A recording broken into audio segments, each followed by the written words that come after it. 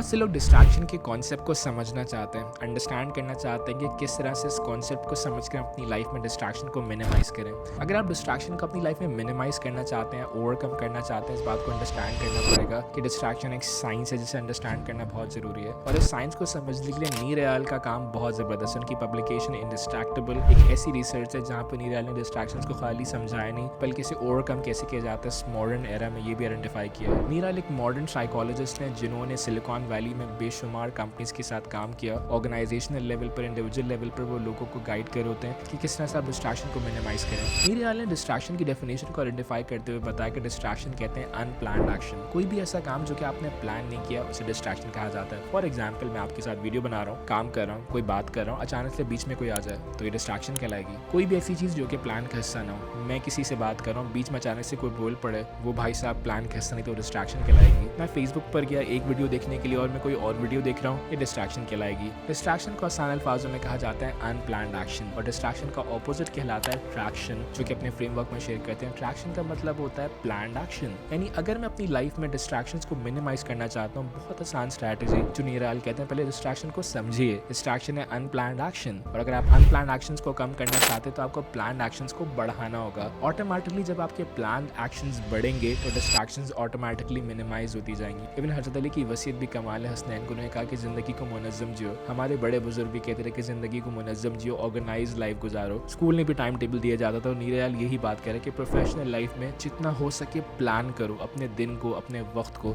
जितनी ज़्यादा चीज़ें प्लानिंग में जाएंगी उतना ज़्यादा तुम डिस्ट्रैक्शंस को आइडेंटिफाई कर पाओगे और जब तुम डिस्ट्रैक्शन को आइडेंटिफाई कर पाओगे तो उन्हें कंट्रोल करना, इन्हें मिनिमाइज करने में आसानी होगी। डिस्ट्रैक्शन के फ्रेमवर्क में दो ट्रिगर्स हैं, एक है इंटरनल ट्रिगर्स और एक है एक्सटर्नल ट्रिगर्स। एक्सटर्नल ट्रिगर की अगर बात की जाए, कोई भी ऐसा ट्रिगर जो कि आपके काम के दौरान आ जाए। फॉर एग्जाम्पल, आप बात कर रहे हैं, बीच में कोई बोलना शुरू कर दे, एक्सटर्नल ट्रिगर कहलाएगा। आप बात कर रहे हैं, आपका फोन बज जाए जो कि बहुत कॉमन है। आप ऑफिस में किसी मीटिंग में आप अपना फोन साइलेंट पे करना भूल कर अचानक से कोई ईमेल आ जाए, एक्सटर्नल ट्रिगर कहलाएगा। आप अचानक से बात कर रहे थे, बीच में किसी का मैसेज आ जाए, कोई बीप, कोई टेक्नोलॉजी से रिलेटेड कोई आवाज़ आ जाए, कोई नोटिफिकेशन आ जाए, ये एक्सटर्नल ट्रिगर कहलाएगा। यूजली बहुत से लोगों को लगता है कि हमारी लाइफ में ज़्यादातर डिस्ट्रैक्शन एक्सटर्नल ट्रिगर की वजह से है और वो बहुत ज़्यादा बात करते हैं कि तुमने मुझे डिस्ट्रैक्ट कर दिया, तुम्हारी वजह से डिस्ट्रैक्ट हो गया, लोगों की वजह से, टेक्नोलॉजी की वजह से वो डिस्ट्रैक्ट हो रहे हैं, जबकि ऐसा नहीं है। मेजॉरिटी नी रियाल कह रहे हैं हमारी लाइफ में डिस्ट्रैक्शन आती है उसकी बुनियादी वजह इंटरनल ट्रिगर है। 70% डिस्ट्रैक्शन की बुनियादी वजह इंटरनल ट्रिगर क्यों है? बिकॉज इंटरनल ट्रिगर को कहा जाता है नेगेटिव इमोशंस और कहा जाता है uncomfortable emotional states. For example, loneliness, stress, anxiety,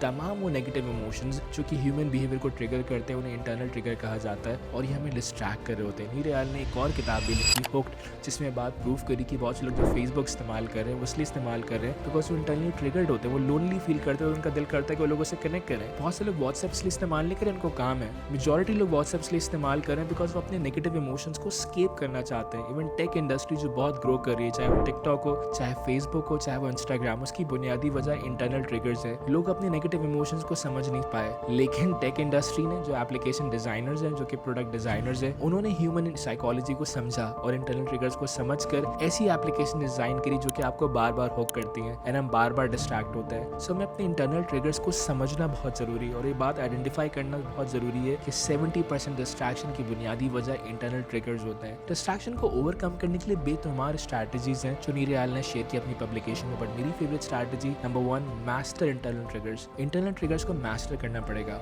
internal triggers को मास्टर करने का एक बुनियादी तरीका क्या, अपने इंटेलेक्ट लेवल को बढ़ाइए। 5 दफा परेशानी बड़ी नहीं होती, परेशानी बहुत छोटी सी होती है, लेकिन क्यों है कि हमारी इन्फॉर्मेशन बहुत लिमिटेड है, हमारा इंटेलेक्ट बहुत लिमिटेड है उस इन्फॉर्मेशन से रिलेटेड, तो हम उसको बड़ा समझ रहे होते हैं। एंजाइटी बुरी नहीं है, इवन स्ट्रेस भी बुरा नहीं है। कैली मैकडॉनल्ड की किताब द अपसाइड ऑफ स्ट्रेस में कैली मैकडॉनल्ड कह रही है स्ट्रेस बुरा नहीं है, स्ट्रेस की वजह से हार्ट फेलियर्स नहीं होते। ये सोचना, ये मानना कि स्ट्रेस बुरा है, ये चीज़ लोगों को हार्ट फेलियर्स की तरफ ले जा रही है। अपसाइड ऑफ स्ट्रेस बहुत कमाल पब्लिकेशन है कैली मैकडॉनल्ड की, जो कि पढ़ी जा सकती है। इसी तरह हर नेगेटिव इमोशन एक साइंस है जिसे समझा जा सकता है, जिसे पढ़ा जा सकता है और इसे पॉजिटिविटी की तरफ ट्रांसफॉर्म किया जा सकता है अपने माइंडसेट को ट्रांसफॉर्म करने के जरिए। सो मेरा एडवाइस ये होगा कि इंटरनल ट्रिगर्स को मास्टर कीजिए, एक साइंस है। हमारे स्कूल्स, यूनिवर्सिटीज, ऑर्गेनाइजेशन भी नेगेटिव इमोशंस पर ज्यादा काम नहीं करते, इवन बच्चों को, इंडिविजुअल्स को उस पर ज्यादा अवेयरनेस नहीं दे रहे। यही वजह है कि हमारी सोसाइटी में डिस्ट्रैक्शन बहुत ज्यादा है, बहुत ज्यादा प्रोडक्टिविटी कम हो गई है। हमारी सोसाइटी में प्रोडक्टिविटी क्राइसिस बाद में आता है, पहले कनेक्टिविटी क्राइसिस आता है। लोग अपने आप के साथ कनेक्ट करने के बजाय दूसरों के साथ कनेक्ट है। इंटरनल ट्रिगर्स को लोग इसलिए भी मास्टर नहीं कर पा रहे बिकॉज सेल्फ अवेयरनेस की कमी है।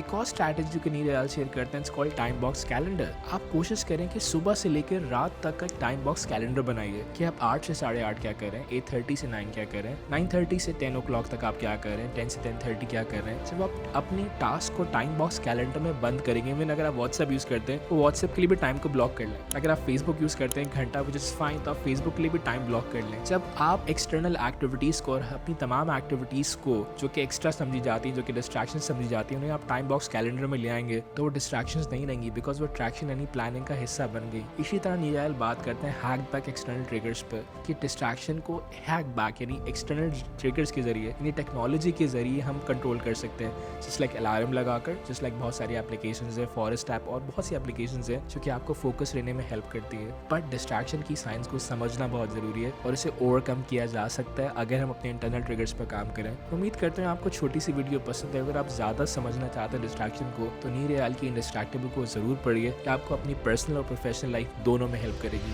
Thank you.